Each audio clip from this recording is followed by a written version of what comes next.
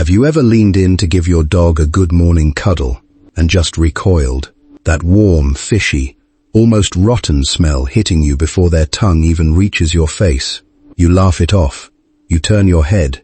You tell yourself it's just a dog thing, but deep down it bothers you. You love this dog more than almost anything, and yet you catch yourself hesitating to let them close to your face.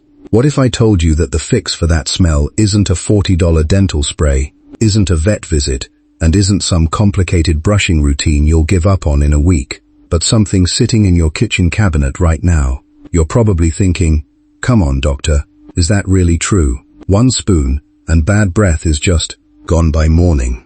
That sounds like one of those internet myths. I get it. I'd be skeptical too. But yes, it's true. And it's not magic. It's chemistry. And it's backed by real veterinary and clinical science that I've watched work in my own exam room over and over again. Hi everyone, I'm Dr. Geitel, and welcome back to the channel. Now here's something that might genuinely shock you. In clinical studies, over 80% of dogs show signs of dental disease by the time they'd just 3 years old. 80%. That's not old dogs, that's young, healthy-looking dogs already dealing with bacteria buildup under the gum line. And if you didn't know that, please don't beat yourself up. You are not a bad pet parent. Nobody hands you a manual when you bring your puppy home. And most of us were never taught to check a dog's mouth the way we check their eyes or their coat. So go grab a pen and a notebook right now, because in the next few minutes, I'm going to walk you through exactly what causes that smell. The 1 spoon ingredient that can start turning it around by tomorrow morning. A few backup methods you can rotate in. And, just as important, the warning signs that mean this isn't just breath. This is something your vet needs to see. Let's start with the why, because once you understand the why, everything else clicks into place. That smell isn't coming from your dog's stomach, and it's usually not just dog breath being dog breath. It's coming from bacteria breaking down food particles and plaque along the gum line, releasing sulfur compounds.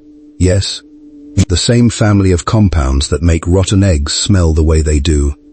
That plaque hardens into tartar. Tartar irritates the gums. Irritated gums bleed slightly. And that mix of bacteria and blood is what gives you that distinct, almost metallic rotten smell. So the spoon I promised you, and if you saw the thumbnail of this video saying, add this 1 spoon tonight, here it is. 1 level teaspoon of plain, pure pumpkin puree, not pumpkin pie filling, mixed into your dog's dinner. Pumpkin is naturally alkaline and has enzymes that help neutralize some of that sulfur-producing bacteria overnight while your dog sleeps and produces less saliva to wash it away. Owners genuinely notice fresher breath by the next morning. The caveat here, always check the label for 0 added sugar or spices, because cinnamon and nutmeg in pie filling can upset a dog's stomach or, in larger amounts, actually be toxic. Let's move to the next one, because pumpkin alone isn't the whole picture. Water matters more than people realize. A dehydrated dog produces thicker, stickier saliva, and saliva is actually your dog's natural rinse cycle. It's constantly washing bacteria off the teeth and gums. When saliva gets thick and sparse, bacteria just sits there and multiplies. So my actionable tip here, add a 1/4 cup of low-sodium chicken or bone broth to your dog's water bowl once a day to encourage them to drink more. The safety warning, make sure it genuinely low sodium and has no onion or garlic in the ingredients, because both are toxic to dogs, even in small amounts. Now here's something even more important, and it's the one most people skip entirely: mechanical cleaning. Chemistry can only do so much. At some point, plaque needs to be physically disrupted. This doesn't mean an expensive brushing session every night. Even wiping your dog's front teeth and gum line with a soft, damp gauze pad for 15 seconds, 3 times a week, physically removes the surface layer of bacteria before it hardens into tartar. The tip? Wrap gauze around your finger, dampen it with warm water, and gently rub along the gum line in small circles. The caveat: never use human toothpaste, because it often contains xylitol, which is genuinely poisonous to dogs even in tiny amounts. Let's move to the next one: diet texture. Soft, wet food is wonderful for some dogs, but it clings to teeth far more than dry kibble does. Almost like how soft bread sticks to your own teeth compared to something crunchy. If your dog is exclusively on wet food, that could be quietly accelerating the tartar buildup.